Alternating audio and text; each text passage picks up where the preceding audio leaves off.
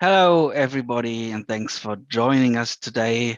Conference day number 2 with a great topic, which is actually a question. And we're hoping to find the proper answers to this by our great speakers. The question is, I would like to say the question of all questions, really, for the players in this market. It's the OTT market we're talking about. And the question is, how many platforms can the market handle? And if you've been following the international press, you see nearly each week new OTT platforms popping up somewhere. And I mean, the question is, can the market handle all of them? How many platforms can a subscriber actually handle? And is that number changing with the number of players increasing in the market? We'll be discussing the state of OTT, especially focusing on local versus international strategies. We'll be talking about content and distribution strategies, because content is, at the end of the day, of course, what the consumer is looking for: attractive, exclusive, original content. And we'll try to find answers to the question how to successfully combat churn and boost retention. So this will be business models we'll be discussing. So it's quite a global approach we're having. It's a global market, and we have players from all over the European marketplace with you for us today. For example, I'd like to introduce Simon James, Senior Director Product Marketing at Cinemedia. Hi, Simon. We have Jan Vlek, Nova TV CEO from Eastern and Central European Europe. Hi, Jan. Hi. We have Ronnie Luzzi, CEO of Relax TV and Foxum over in Germany. Good morning. Even though you're not in Germany today. Yeah. And another German who's actually living in Switzerland, but not in either Germany or Switzerland today. That's Philipp Rotermund, CEO of Watch4. I think you're in London now. Yes, correct. Good morning, everyone. Great. So as I said, a very international panel with people all over the place, but this is OTT, it's global, it's international, and it really, at the end of the day, doesn't matter where you're accessing the service from, whether it's a portable device or a smart TV set, or at a convenient time of your choice. This is OTT for you. It's a global market, and we try to focus in the first question on the go-to-market strategies. Of course, when you're new player in the market and you're trying to think about, well, what's the best starting point? Do you follow an international approach? Do I follow a local strategy? And maybe I want to be available in as many markets as possible. And that's something that Jan has been doing with the Voyo platform. Maybe, Jan, you could explain to us a few of the thoughts you had when launching Voyo in lots of different markets, I think over 10 years ago.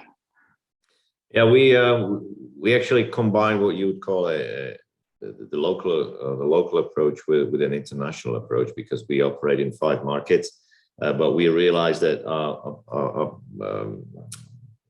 product benefit, our selling proposition that can propel us to remain in the top 3 in each of our markets is the local content development and the local knowledge of the viewer. Therefore, what we've done, and you're right to say that we actually launched 10 years ago, but it has not really become a priority for us in almost none of our markets, maybe with the exception of Slovenia, where Voyo's been very strong for years. But it has become a number 1 priority for us 2 years ago.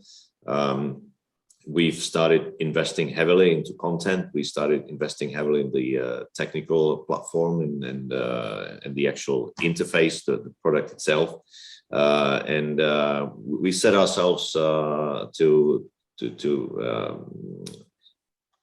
build Voyo as a top OTT platform in the Czech and Slovak markets, learn from it, and then basically roll out the same proposition in the other markets, which for us includes Romania, Bulgaria, and as I mentioned, Slovenia.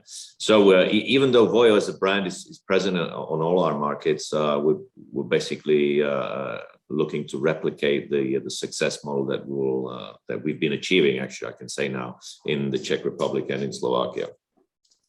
Yeah, we believe the market will eventually stabilize at around 3 platforms per household. We're looking to the Western markets and the States where we see the end ceiling sort of capacity, what the viewers, the users can handle.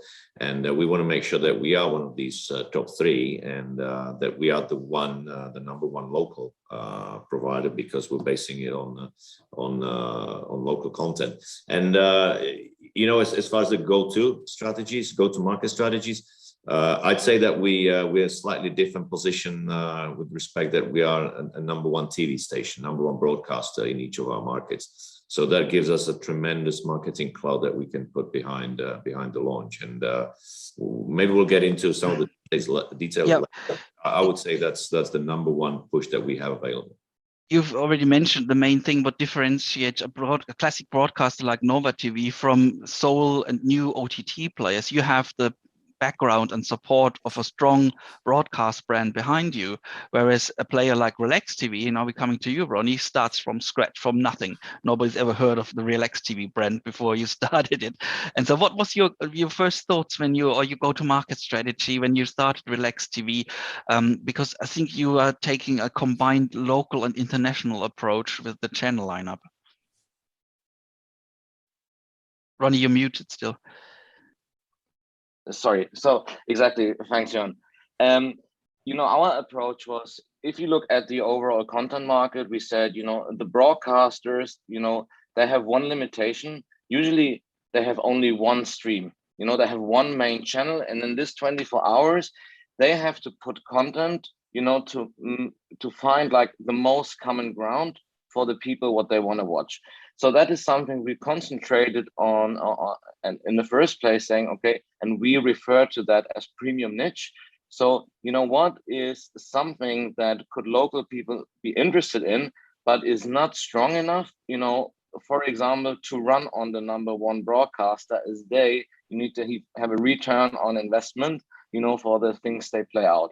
So there's one thing we have been concentrating on every market to find, what's the flavor of the local people, what they would like to watch that they cannot find in the overall broadcasting.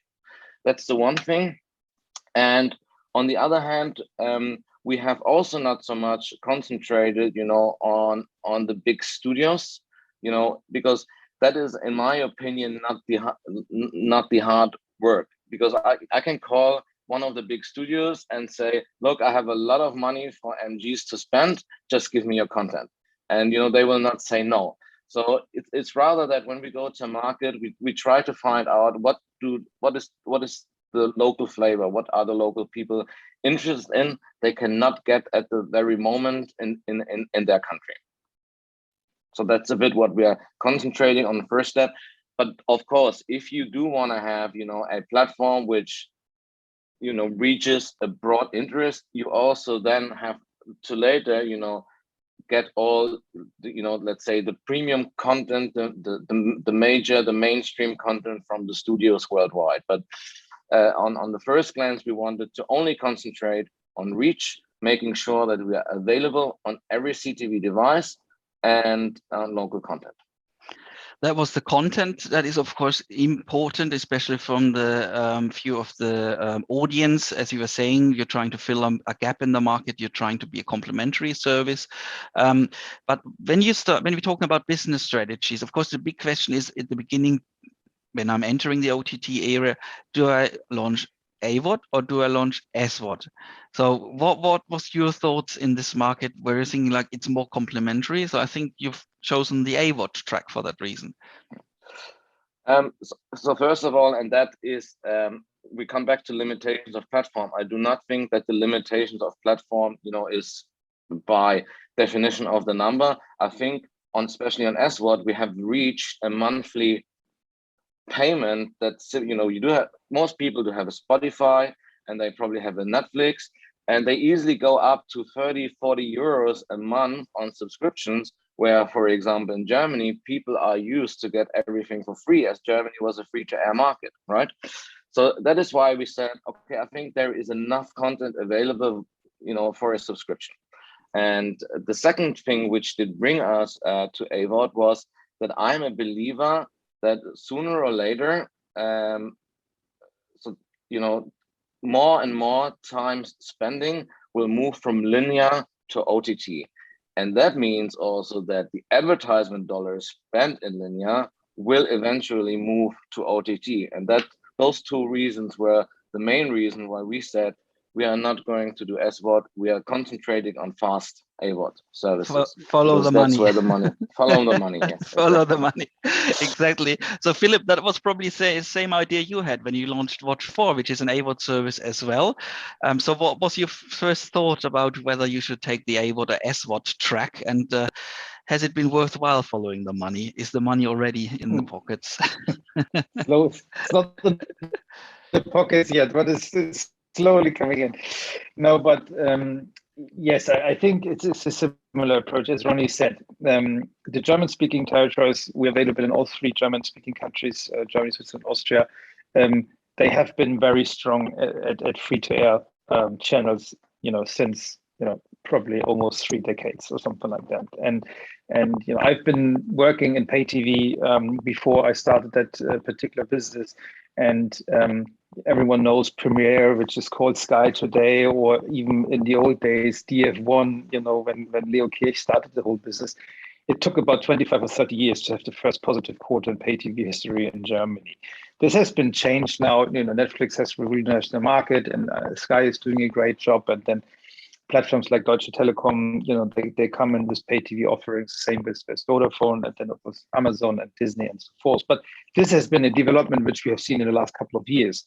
But looking back, it has a strong free-to-air history, and that was also our approach when we thought, okay, we want to do something in the OTT space, not limiting ourselves to whether it's linear or non-linear. It was, first of all, we want to do something in that space. So where can we find our market, our position? And it was pretty clear. Rapidly was pretty clear that we go for AVOD for several reasons. If you want to play in the SVOD game, you have to have a different content lineup, and it's a completely different type. You have to have your originals. I mean, looking even at local players, Sky obviously is not a local player, but investing 60 million euros in a series like this, bought for 10 episodes, that's a different game. And obviously when we started, we didn't want to play on that field. We felt more comfortable going into the free-to-air world. And I always think, if Netflix was on the forefront of revolutionizing the pay TV world, I think companies like Relax and as well as ourselves, we want to revolutionize the free TV world, and really answering your question or the question of the panel, how many platforms can take the market. I'm sure on the pay side, on the SVOD side, that there might be 3 or even 5. If you take sports, per person, you need sport as well. The 1 point, so the zone, etc., comes on top of it. But if you look at, historically speaking, into the linear world, how many free-to-air channels we do have in Germany at the moment? 100 at least, I would say. At least, and then everyone is doing some money. If I know stations with around 1% market share in Germany only, they do 50 million in turnover. So that's exactly where we see ourselves. Probably I would love to have more than 1% market share in the end, but we see ourselves in that direction. If we can, as a free service, doesn't matter if there are 100 services, as long as we get 1% of all advertising dollars spent on TV as a whole, we're doing a pretty good job. And then on top of that, we're also available in the UK. I just forgot to say, to speak about that as well. Our service is available in the UK. So from that perspective, I think in the SVOD world, there is a certain limitation because the end consumer can just spend a certain amount of money on SVOD subscriptions, whereas in the free world, it's different. I mean, I think in the free world, it more comes down to zapping. As we used to in the old world, you was 8 o'clock in the evening, you either took your program magazine or you just zapped through and you found some program. And these days, I think it will be kind of the same. People will zap through their free VOD services. So what I've gathered from all of your responses so far is that in the OTT world, probably see more or less the classic broadcast world being mirrored, where we have pay TV players and we have free-to-air players, advertising supported. But of course, the market can only handle a certain amount of pay TV operators, because the wallets we've been talking about of the consumers, obviously the pockets aren't endless.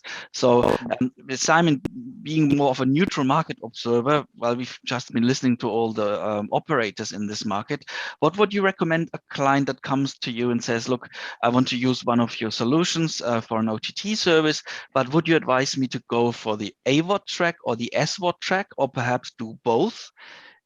What would you suggest?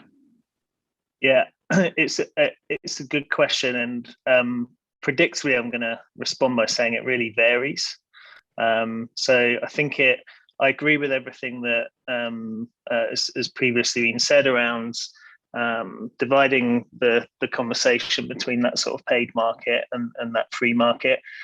It's interesting how many times the word free to air or the words free to air have been mentioned, right? And the parallels with that in the sort of free AVOD space, right? I mean, what we see, and we actually did some research earlier this year to sort of try and understand viewer behavior around this, and we're definitely we're seeing that sort of stacking behavior is stabilizing. So the last few years we've seen an increase in stacking and people moving from one sort of group to another, but it seems like that's evened out now. And the research we saw, we had about half of the respondents, it was a big group around the globe, were around the 3 and above mark. And 15% of them were 5+ as well. So the distribution seems quite clear, and it seems to be stabilizing really. I agree with, Ronnie mentioned the economic constraints that really control that subscription market a bit. So whether you try and steal some of that subscription dollar is, to Jan's point, it's whether you've got the confidence to be in that top 3 or top 4 to be part of that sort of self-bundle, if you like, in the home.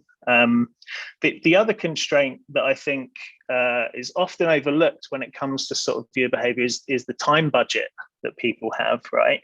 So, when you look at the sort of barriers, we asked sort of people what barriers they had to adding another service, and the top 2 answers were, we have enough TV and we don't have any more time. So I think that's another sort of constraint as well as budget to sort of consider when you sort of devise the go-to-market and the strategy that you go with. To go straight to the question of this panel, the market's getting crowded, but there's certainly space for more entrants in both sides. If you can be in that subscription bundle, the self-bundling that households do, or if you can steal that audience share on the sort of free-to-air ad-supported side. So that's the way we sort of look at things, and the advice that we sort of give to new partners that we talk to. But it really depends on market. It depends on the content that you have, and the confidence you have to approach the market in those different ways. So that's good news for new players looking at entering the OTT market. It's crowded, but not overcrowded, I would say. And as Simon was putting it, there is still room for new players, for new kids on the block. Jan, we've just been talking about AVOD and SVOD, and you are in a position at Nova Group where you have both in your portfolio. Would you be able to give us a few insights on your SVOD and AVOD service and the experiences you've made with them? Yeah. Just to follow up on what Simon just said, every market will be different. And what was said earlier about the German market and the potential of 1% market share being something potentially even worthwhile in a market like the Czech Republic, where we're just over a tenth size of a tenth of the German market, is just not commercially viable to rely on only AVOD or SVOD. So we, in reality, spread our cost base across our SVOD, AVOD, and also our linear business. And we use a windowing strategy to optimize the usage of content. And that's the only way for us to make this a viable proposition longer term. So we our AVOD service, which is our on the market top 5, that's basically a catch-up service of our linear content. SVOD prides itself in the exclusive video content developed solely for SVOD. It relies on previews of the linear content, and that's how we trying to make sure the viewers get used to using our properties. And using just one of them would not be sensible in a small market. Okay, so just before I go on with the panel, a quick message to our audience. You can submit your questions to the panelists, of course, and please do so using the chat box. So if there's anything you'd like to know from our speakers, please type in your question in the chat box and we will happily refer to them. Ronnie, we've just been talking about AVOD and SVOD. Of course, you being an AVOD player with Relax TV in several markets. Well, we've been saying it's follow the money. Well, have you actually been able to chase the money yet? Or in other words, how easy or difficult or how much of a challenge is it to actually dig into the advertising budgets of the big companies and sell and show their ads on your platform? Is this a difficult thing to do, or is it a market where it's just, AVOD is the hot thing in the industry and everyone gladly opens their pockets? So I think there is 2 points of it. I think before, the ad dollars really pour in, there is the user and their viewing time. Yeah, so you need the users and the viewing time on your As Simon platform. said, this is a problem. We only have 24 hours in a day. Yes, I agree, but I think still that this time spent in front of the telly is, I think, is staying the same, and the user is looking for someone, and we are trying to have an easy and free proposition for the user. So I believe we can catch the user into Relax, but that usually comes with a really high investment on content, really high investments of end user attraction, and end user winning, and also really high cost involved on being on the landing pages, of all the CTVs, to be easily found with the end user. And when we founded Relax, and we decided that we want to go another route than obviously all AVOD services did in the past, because what they all did, they poured a huge amount of cash into the market, to get content and to have end user acquisition by social media or general advertisement. But then they, from the $1 invest, a lot of the cash was burned because they maybe put advertisement to someone on the mobile, went to this living room, opened his TV, and the app was not there. So we just tried to turn it around and said, before we start pouring in or taking the invest on end user satisfaction or end user acquisition, we want to make sure that whenever we reach an end consumer, he goes to the living room, opens the TV, he will find us, no matter what brand it is. So in that process, we are ending by the end of this year.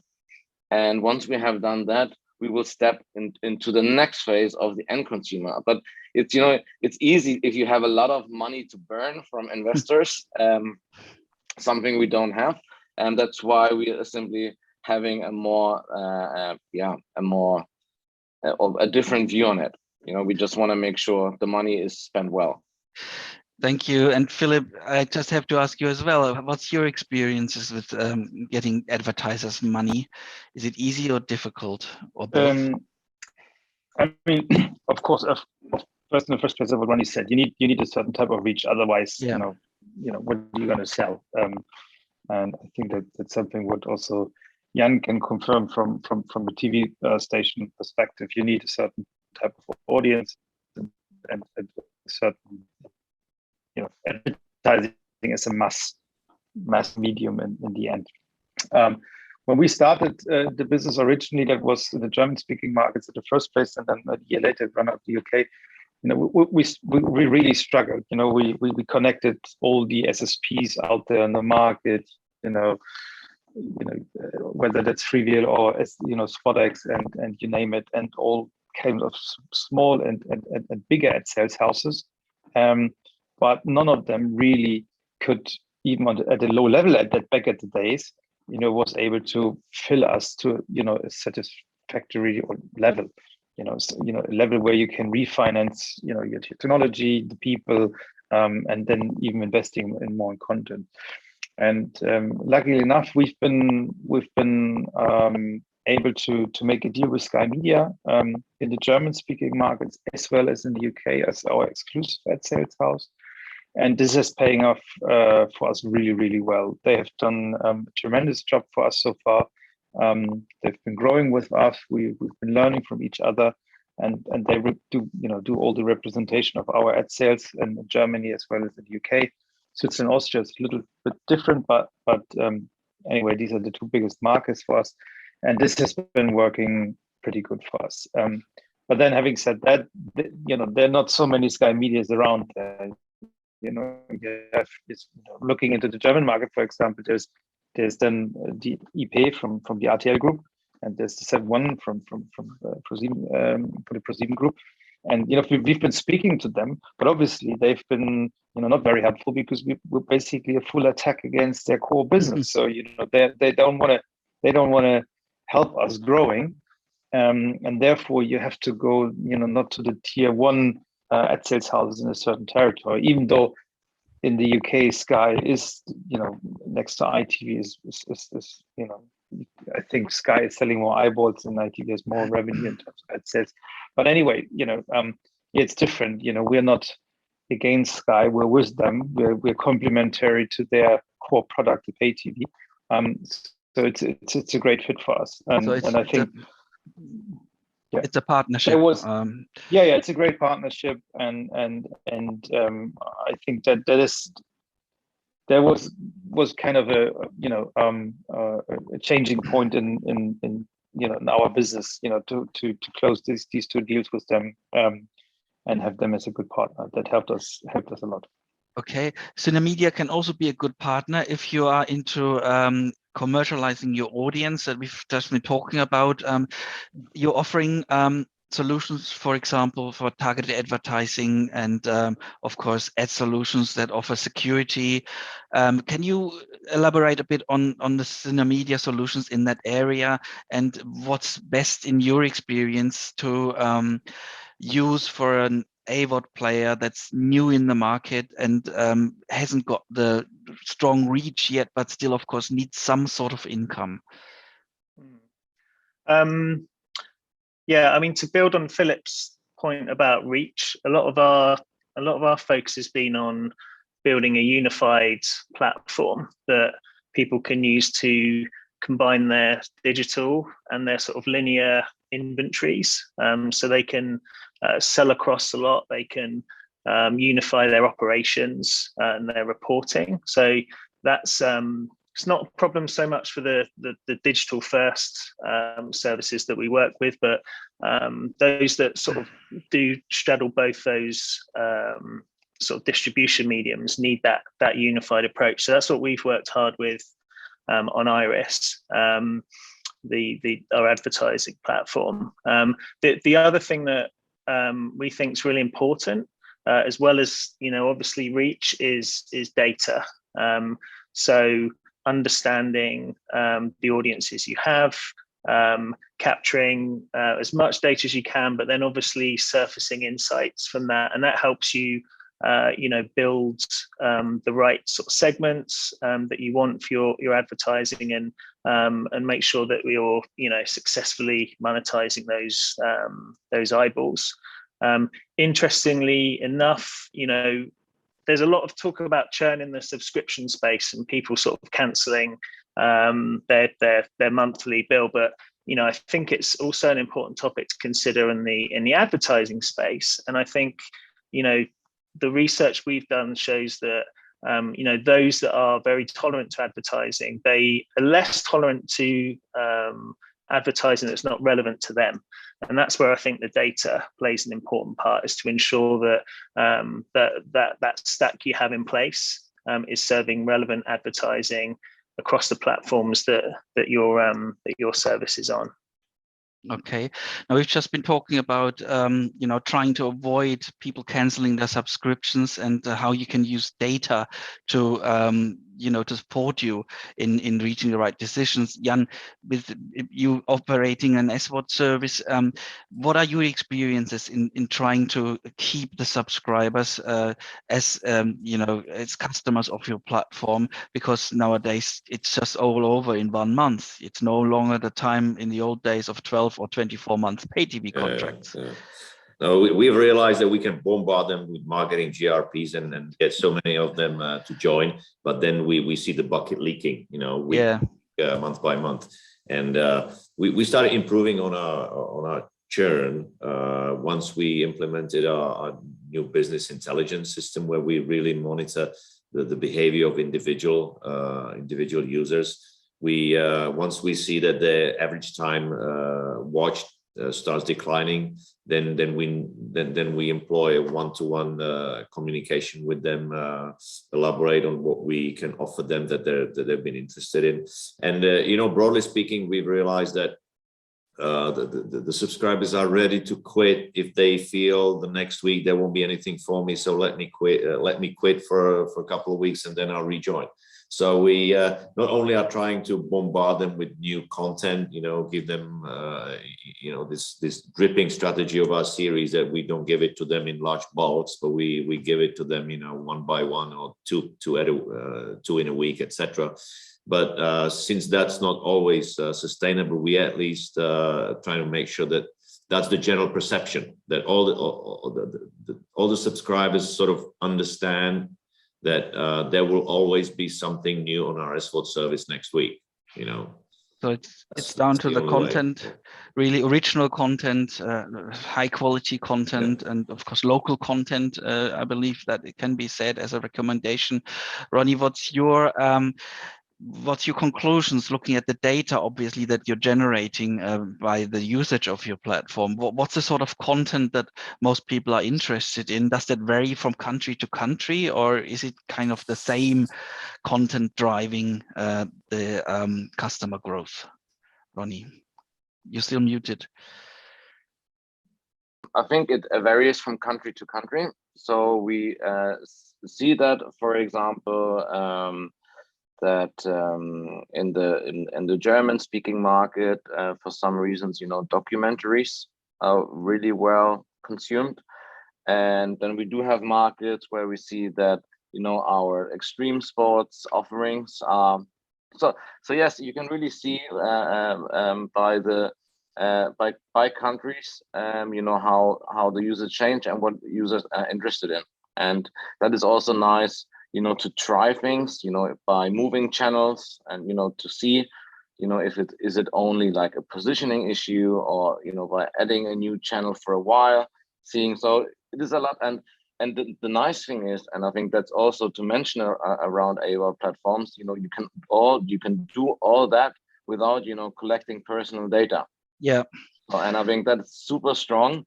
You do not have to do not need to log in. You can simply you get data from a device. Yes, of course, it could be more precisely if you would know the person, or who are the person using, but you can already tell a lot about the person, about what is his general interest, simply by what he's watching.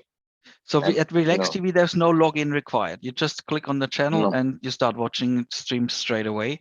Do you plan to maintain that strategy, or do you want to optionally offer a login, for example, you're just saying, to have more personalized data to the benefit of everyone involved?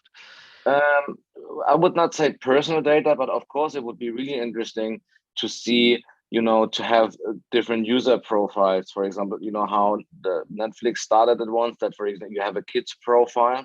Yeah. And because that is a kids profile would also be really interesting for the advertisement industry, simply to know, okay, there is a kid, I need to serve other advertisements than I do serve on the, let's say, the adult profile. But I really like the idea, and that's the idea of relax, lean back and just, entertain yourself. Lean back and that's relax. Why, exactly, that's why I like it, that there is no login needed, because there is no more pain than logging in on a smart TV. That is something I have to ask Philip. Do you agree that login is the worst pain? And how do you handle that? Login is a pain. I totally agree. Trying to type in with your remote control login Yes, data, and you get exactly. it wrong for the second time, for the third time, and then you just up. But I think by now there are great ways to do that. You can log in on your smartphone, and you take QR codes and stuff like that. We do not have a login, but certainly, in the preparation we spoke about it. We run two different brands in the UK and the German-speaking market, and we will relaunch early next year with a new brand and a unified brand, which we can use across all territories, because we have also further international rollout in our strategy. And with that relaunch, we certainly will introduce a login, which is not mandatory. So that means someone can log in, and he will get some additional features, such as continue watching across devices and things like that, because I think that is something which, has been learned by the users. Netflix has done that, unfortunately, very well, maintaining these kind of things. And we certainly will offer that, but that's not mandatory. So everyone can still just tune in and watch content without leaving any piece of data. But of course, if he becomes a fan or a heavy user, and he wants to continue a series or his movies and run favorite lists and things like that, we will offer him a solution from early next year. And that, of course, it's great to get a few profiles, to get more detailed data for advertisers. Ronnie said something around kids, have those profiles. Kids content is also something which is on our roadmap, but not on the short kind of horizon. But again, you have to have different advertising throughout kids content. I think with kids, I have 3 kids, but and if they like to watch YouTube, and if I see the ads, being distributed on YouTube, it's just terrible. I mean, they have no control whatsoever. Not meant to be for kids' eyes. So of course, that is a way to prevent that. Of course, to kind of make life easier for the parents, and ensuring that only kids content, including kids targeted ads, appear on the screen. But we're talking about the login solutions. This is not far away from the user experience and the user interface, and I think this is an important topic. Simon, what would your recommendation be regarding the user interface? What's the current standard, and how can you offer a compelling user experience by ensuring that the user interface is really easy to handle, easy to navigate, and you don't need a 200-page book to explain how you use the different buttons and things that appear? I think I'd probably pick up from where I left off and start with the data that you have to personalize that user experience. A lot of when you look at sort of user churn across any model, it's related to not finding content people think are relevant. It's related to not feeling like there's new content in the service.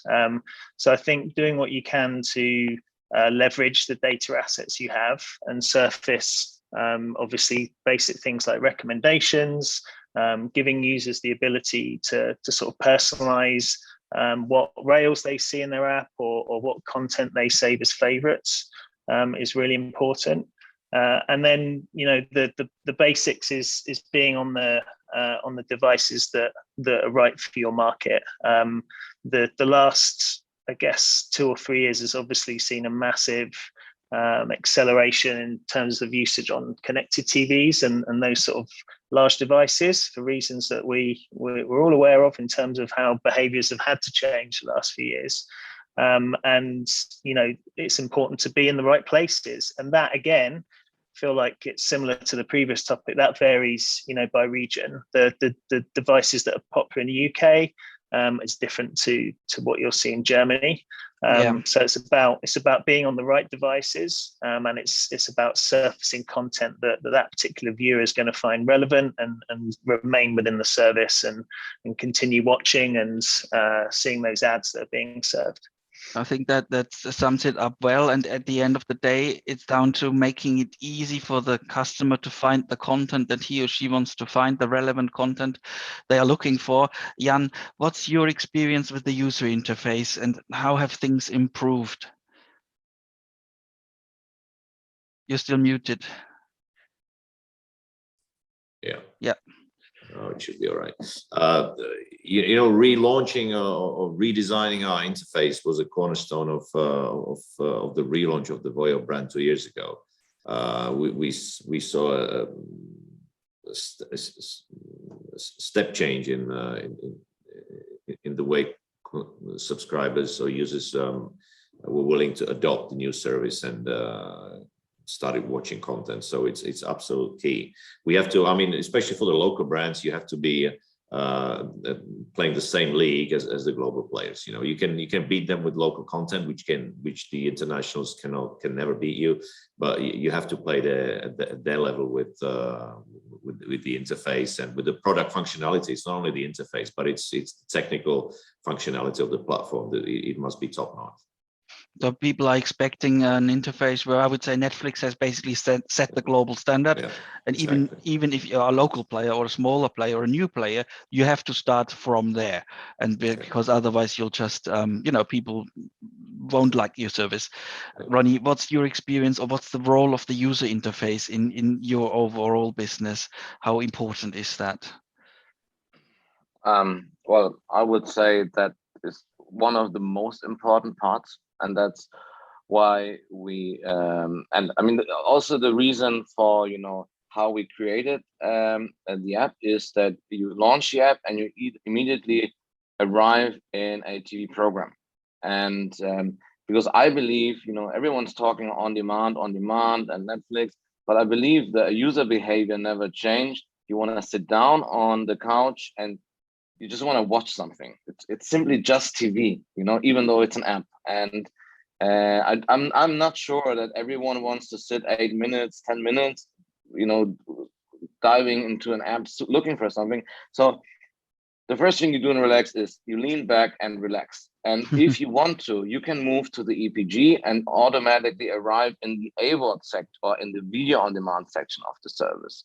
But it all goes down to I can switch it on and I will see something running, right? And that was the most important point, that we wanted to create this easy switch between linear experience and what if I'm interested to look for something, or if I'm interested to have a recommendation on a certain title. And yeah, that's why I can only agree. That's it's the first thing to think about. What do I want the user to experience when he's using my service? What's the idea behind it? Don't annoy the viewer. That is probably the core principle, and there is only one chance for a first impression. And if you're doing it right, then you've got good cards on that. Philip, what's your experience with the user interface? What role does it play for your service? I guess I can just agree with what everyone else said. There is a certain standard set by the friends from the US, and that's where you have to start. And unless you're not on that level, you're probably it's always tough to compete, because everyone will compare you. Whether it's your advertising partner, your investor, or your end user, everyone will say, "Oh yeah, but." So, with these guys, it's working. Why it's not working with you? I think that's the first thing you have to do. And I totally agree also with Ronnie. You must have the content easy accessible. That if you tune in, there needs ideally something is running. Even if it's a trailer, and it's appealing trailer, you just click watch now. But then you got to be there. That needs to be attractive. Okay, now it's time for the last round, because we want to refocus on the original question of this panel. How many platforms can the market handle? And we're talking about OTT, of course. Simon, just one word or one sentence. What do you think? How many platforms? It depends. I would That's Just enough. be agile and be adaptable would be my my closing statement. It depends is always the right answer. Jan, what would you say? Oh, well, I would like, I basically touched on it at the beginning. I think it's in our markets, it's 3 major platforms per household on average. Okay, Ronnie.